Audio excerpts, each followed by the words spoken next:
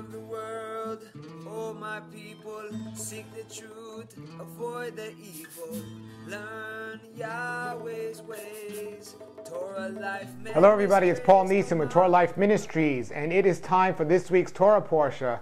And this week we're going to be looking at Parashah number 48. Yes, the Torah cycle for the year is about to come to the end. It's coming up, folks, but we still have a couple of great ones left. And we do this every year. We go through all the Torah portions, and they do it not just me, but all over the congregations all around the world. And if you really want to understand the words of Messiah and the disciples and everyone in Scripture, you want to study and teach what they studied and taught. They taught the Torah. Now, most Christians don't even know what the Torah means. They say, well, I'm not Jewish, I don't read the Torah. The Torah is the first 5 books of the Bible. And if you call yourself a follower of the way of Messiah and you haven't read the first 5 books of the Bible, how do you expect to know about him and know who he is?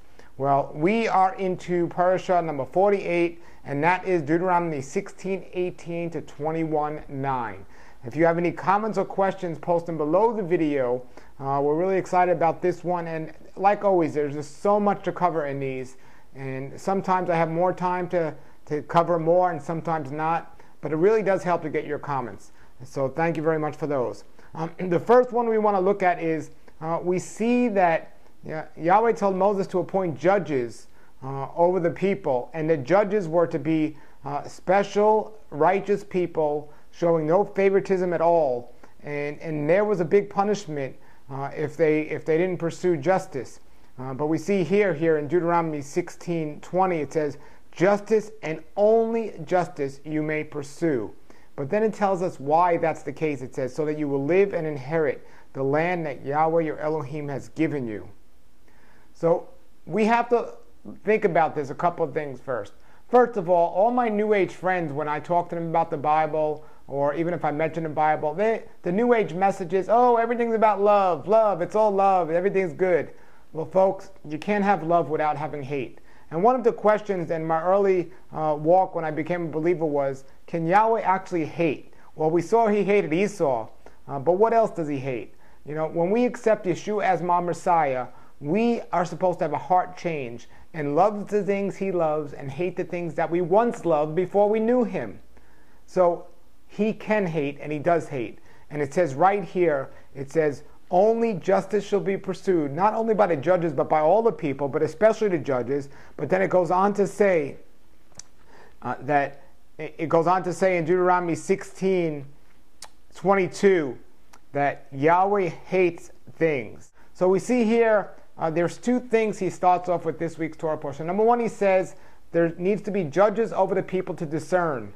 Another thing the New Ages say is, well, you know, we don't judge. We're not to judge. The Bible tells us to judge, folks. It tells us to judge, but not to knock somebody down, but to lift them up, to try to help them. How can we, on a personal level, discern without judging? What do we do with that judgment, though? Do we seek ways to help a person? And it also warns us not to judge somebody of doing something if we're guilty of it ourselves. But if we're clearly not guilty of something, and we're strong in something, and one of our fellow brothers is doing something wrong, of course we have to judge. And if there's somebody who's not one of our brothers, you know, we can judge them and discern. We have to, because we have to be wise. But we also look at the other thing that it starts off with this week. It says that Yahweh hates. Now, he hates many things, and he loves many things. But what does he hate? Well, specifically 2 things here: a sacred pole besides the altar, his altar, and also any standing stone or standing statues. Today's world is full of both of these things. Full of these things. And I can't imagine that Yahweh is too happy with what people are doing, especially when it directly says here he hates. And you know, he's told us in weeks past, when you go into the foreign lands, you are to destroy these statues, completely destroy them, have nothing to do with them. But today, the government is actually making it illegal to touch these statues, and they're destroying Yahweh's word, taking the 10 Commandments down and everything else. It's a backwards time, folks. It actually goes on to say here, you talk about Yahweh's wrath and Yahweh's anger and everything else. Well, to keep the community pure, Yahweh set an example and set a precedent that we are to destroy every wicked thing. Destroy them.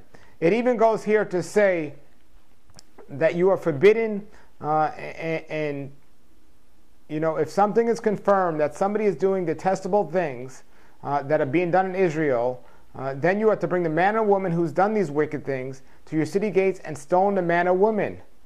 So what it says here, to put an end to the wickedness.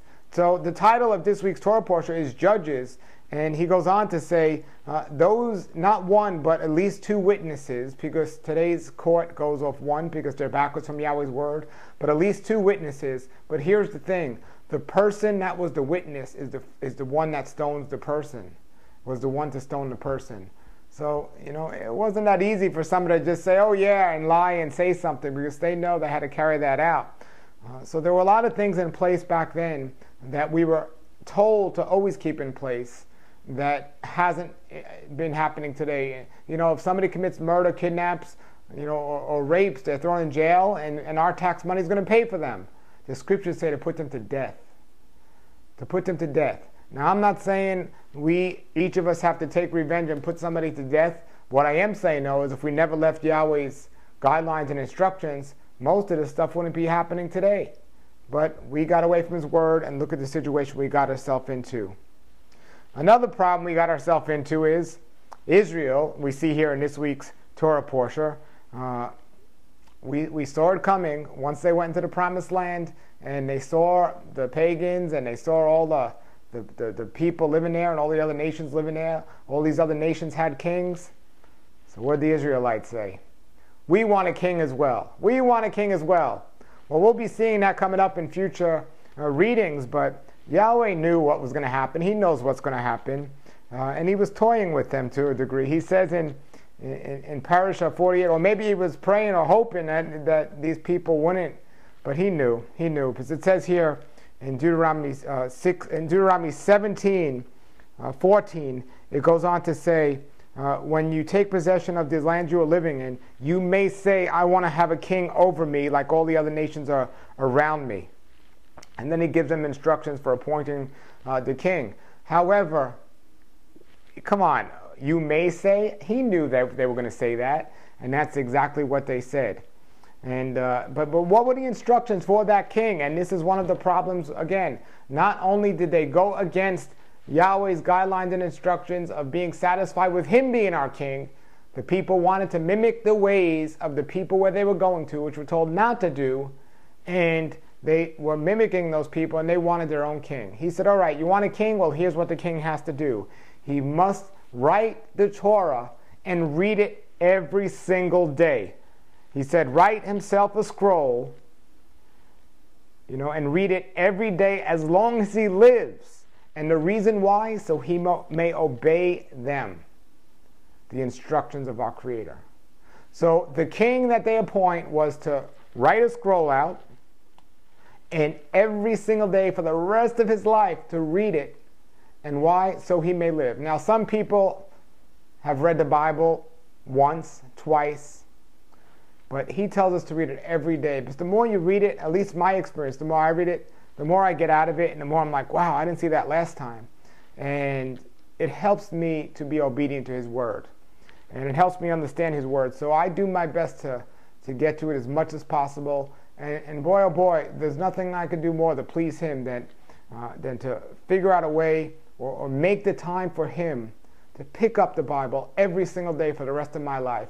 Because that's going to make sure I'm on track and help me to know I'm in communication with him. Because not only am I hearing him or feeling him, his presence, but I'm also reading his word to confirm the presence I'm feeling is of him and not some other evil spirits or anything like that, like many people get sidetracked with.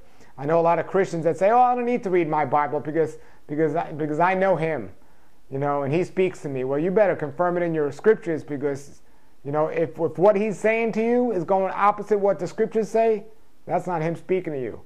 But many people don't have nothing to confirm it against because they're not reading their scriptures.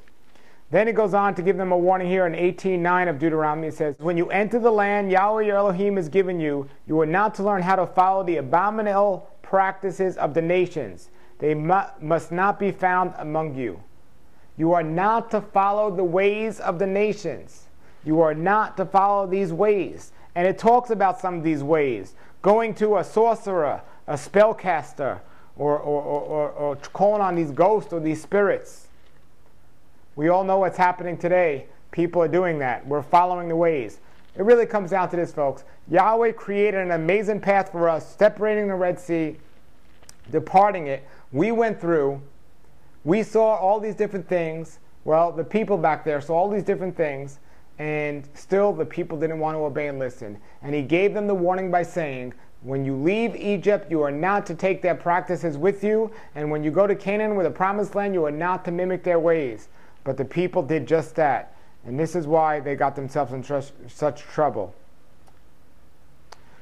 It goes on to say, this week it says, if you continue to do these abominable practices, which they do for their gods, thus causing you to sin, Yahweh against you.